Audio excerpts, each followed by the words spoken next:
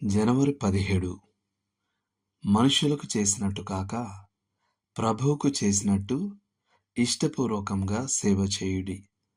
ఎఫెసీ 6:7. దాసులకు పౌలు ఇచ్చిన సూచనలు మేము యేసుక్రీస్తు సేవకులమని చెప్పుకునే వారందరికీ ఎంతో ఉపయోగకరమైనవి. ఎఫెసీ 6:5 నుండి 8 వరకు.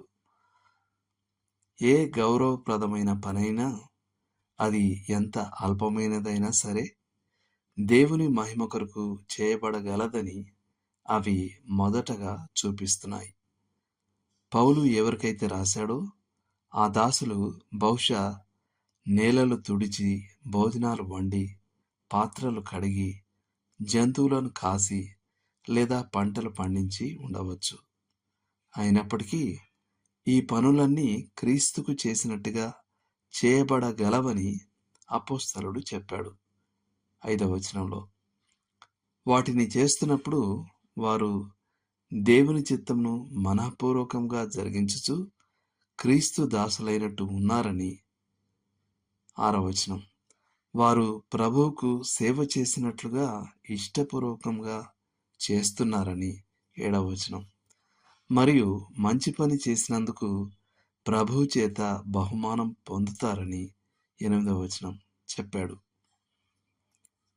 మన ఆలోచనలో లౌకికమైన దానికి, పరిశుద్ధమైన దానికి మధ్య విభజన చేయడం సులభం. వారంలోని మన పనిని లౌకికమైనదిగా మనం భావిస్తాం.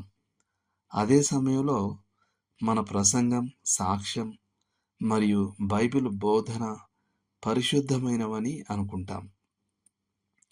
కానీ క్రైస్తవునికి అటువంటి వ్యత్యాసం ఉండవలసిన అవసరం లేదని ఈ భాగం బోధిస్తుంది. దీనిని గ్రహించి ఒక ప్రసిద్ధ ప్రసంగికుని భార్య తన వంటగదిలో ఒక సూక్తిని ఈ విధంగా రాసిపెట్టారు. ఇక్కడ రోజుకు 3 సార్లు దైవిక ఆరాధనలు జరుగుతాయి. జార్జ్ హెర్బర్ట్ మాటలలో, ఈ సూత్రాన్ని పాటించే ఒక దాసుడు కఠినమైన పనిని కూడా దైవికంగా మారుస్తాడు. దైవ ఆజ్ఞ ప్రకారం గదిని ఊడ్చేవాడు ఆ గదిని మరియు ఆ పనిని కూడా శ్రేష్టంగా చూస్తాడు. ఇక్కడ మరొక శ్రేష్టమైన పాఠం ఉంది.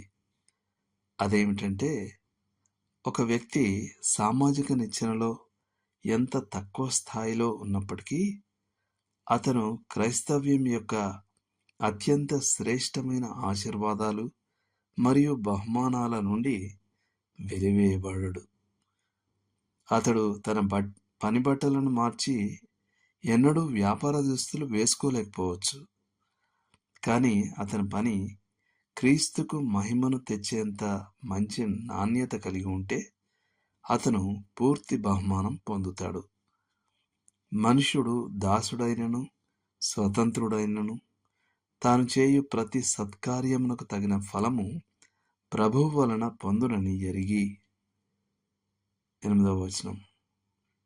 దీనిని విశ్వసిస్తూ మనం జార్జ్ హెర్బర్ట్ మాటల్లో ఇలా ప్రార్థించాలి: నా దేవా, నా రాజా, నాకు నేర్పించు అన్ని విషయాలలో నిన్ను చూడటానికి.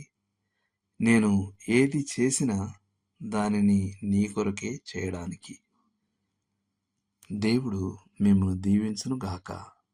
ఆమెన్.